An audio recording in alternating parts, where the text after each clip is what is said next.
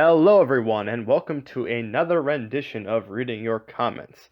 I do apologize for not uploading last week, but I was pretty busy, and life gets in the way sometimes. But today I have no school for election day, so I have no excuse not to make a video. So I thought I'd read some of your comments over the past couple weeks where we have a lot of Mario Kart Tour stuff and one rant about EA. So without further ado, let's get started, folks. My first video that we will take a look at Mario Kart Tour Let's Play Part 1, where I was but a mere noob at Mario Kart Tour and I thought I was actually playing against real people. Our first comment comes from Noodle Warrior, who says the real question is, will they get rid of the Gold Pass, and also is Pink Gold Peach a playable character? So, will they get rid of the Gold Pass? No, probably not. I suspect Nintendo might cheapen it when the game gets less popular so more people buy into it. I mean, it costs more over a year than a subscription to Nintendo Online, for crying out loud.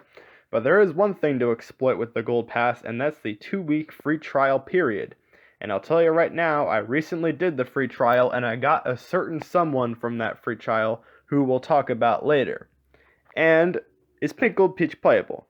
No, but Baby Peach, Kimono Peach, Peachette, and eventually Paris Peach are playable.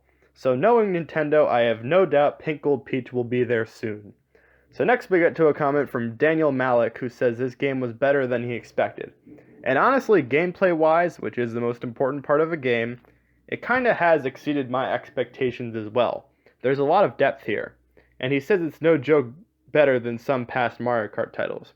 I mean, is this game better than the likes of Super Mario Kart and Mario Kart Super Circuit? Honestly, it probably is.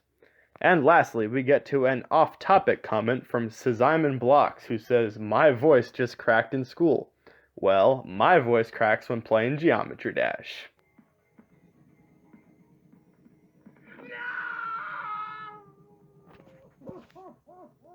What did I tell you? Next, let's get to some comments from my Good Thing Bad Thing video relating to Mario Kart Tour. First, let's get to a comment from Jack, who says, the best thing is obviously having Mario Kart on the phone. The worst thing is getting duplicates and pipes. And yeah, boy, does it suck getting duplicates. I mean, if I see one more Mushmallow or Koopa Dasher, I swear I might go insane. And I get that it goes towards leveling up your characters, karts, and gliders, but come on, we want new stuff. And yeah, it is really cool having Mario Kart on the phone. And while I don't see as many people playing this as I did a month ago, I think this is still a hit game that Nintendo was hoping for. And if only they actually let us play against friends, maybe it would peak up in popularity again. So next, let's get to a comment from Aman Metha, who says, good thing, this game rocked. Bad thing, no Luigi, Wario, Waluigi. Well, now it rocks even more, because those 3 characters are indeed in the game. It's a shame I only have one of the 3, though. And I bet you're wondering which one it is. Next we have a comment from Typical Auto Guy, nice profile pic by the way, who says the Launch Star item doesn't make sense for Ludwig. And no, it doesn't, but I think we have to at least commend Nintendo for bringing back these special items. This is something I completely forgot to talk about in my review of the game, which I feel kinda bad about, so let me talk about it now. Special items are really cool. They add a fun dynamic to the game, so Nintendo, bring them back in Mario Kart 9, and also double item boxes, that kind of thing. So, lastly, we get a comment from Frances Ruiz, who says, good things include some great tracks, graphics, no lag, and decent controls for a mobile game. Bad things include the now mute point that there's no Luigi or Waluigi, because there is. SNES Rainbow Road being back here again, blooper sucking, and no variety in remade tracks, and coins also sucking. Yeah, I think the controls aren't too bad when you get used to it, and the graphics are indeed pretty good. Now the blooper being bad is nothing new, only now it just sucks even worse. The question is, when will Nintendo finally ditch it?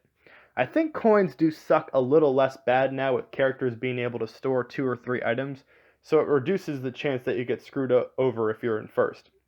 And coin frenzies, like basically any other frenzy, are pretty cool. But yes, SNES Rainbow Road again. Again. Come on, Nintendo. Like GBA Sunset Wilds, Yoshi Desert, those are just like begging to be remade. And we have Rainbow Road from the SNES. Again. Now let's get to my video that discusses the beauty of PopCap games and how EA dragged it down.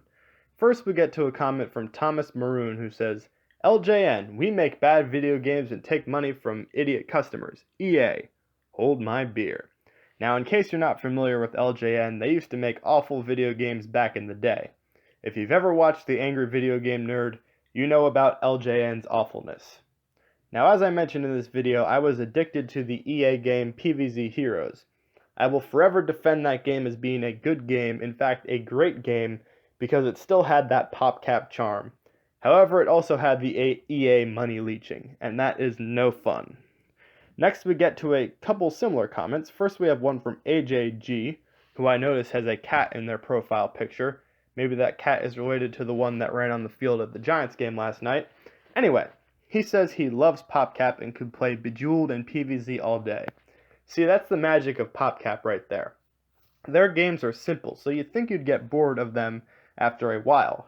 But at the same time, they're so charming, so all these years later, I relive my childhood sometimes, and I play these classic games. Mislav Grosinik had similar feelings, saying I played all the PopCap games and still loved them. Yup, PopCap never dies. Well, actually they died in 2011 when EA bought them, so never mind. Anyway, next we get to a comment from Omega Flare Fire Gaming, who says EA did make a lot of cool plants in PvZ 2. It's just the stupid money and grinding and all that. And no, I agree, there's still some leftover charm from the original PvZ game. And you bet when Plants vs. Zombies 3 comes out, I'm going to play it a bit on this channel. And I'm going to cross my fingers and hope that it's not completely ruined by EA. But you know, in any case, it just can't beat the original. And finally we have a comment from Some Beedrill, who says he still wishes PopCap could make some sequels to their older IPs. Yeah, I'm honestly wondering where is the sequel to Bookworm Adventures? This is seriously where big bad EA would stand to profit. Imagine, you can't beat a really hard boss, so you pay your way into getting better power-ups. I wouldn't like that obviously, I'd hate that, but I'm wondering where the sequel is because EA would totally do something like that. So let's wrap up this video by discussing some comments from my Mario Kart Tour review video. First off, the DHVF comments, well boys, we did it. The glaring lack of Waluigi is no more. Now when I originally replied, I said, that's true, but I don't have him yet. Well, I might as well reveal to you now that the times, they have changed. Let me tell you the story. I got that free trial for the gold pass, which gave me like a bunch of rubies. I opened up a 45 ruby pipe, and everything I got sucked. I had like 10 rubies left. I figured, might as well try to get something good, and I opened up a 5 ruby pipe. And there came Waluigi. I was doing this while watching the World Series, and I freaked out. Waluigi is definitely more exciting than baseball, folks. So all that 10 ruby, or 45 ruby multi-pack, all that sucking, it was worth it to get Waluigi. So as the DHVF put it, the glaring lack of Waluigi, it is no more. Next we get to a comment from Mario and Yoshi fan 82, who says, it would be cool if we had characters like Captain Toad and Pirate Yoshi. Yeah, we've been getting a crap ton of Mario and Peach clones, so if Nintendo is going to go down this route, how about some other ideas like these ones? It would certainly be interesting. And he even mentioned Biker Waluigi in a reply to me. Now that is an even better idea.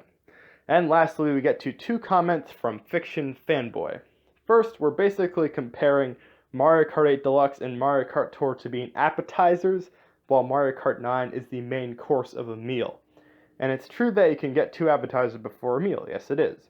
But I'm still hungry for the main course, if you get what I'm saying.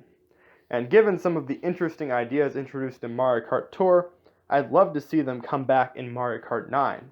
Of course, without microtransactions. And our last comment from Fiction Fanboy says, I know you're real close to reaching 900 subscribers, hope that happens soon.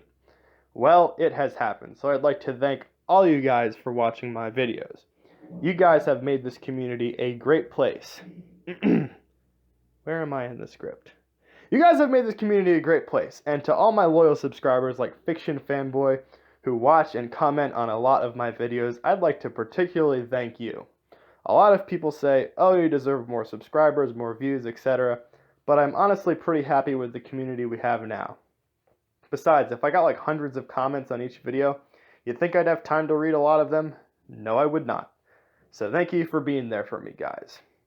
So next week, I'm going to do the last Waluigi Direct of the year, where I will discuss a brand new series, what I might be doing in 2020, what I'm going to get for Christmas possibly, all that good stuff. So hopefully I got to read most of your comments today, all that good stuff. Bye-bye.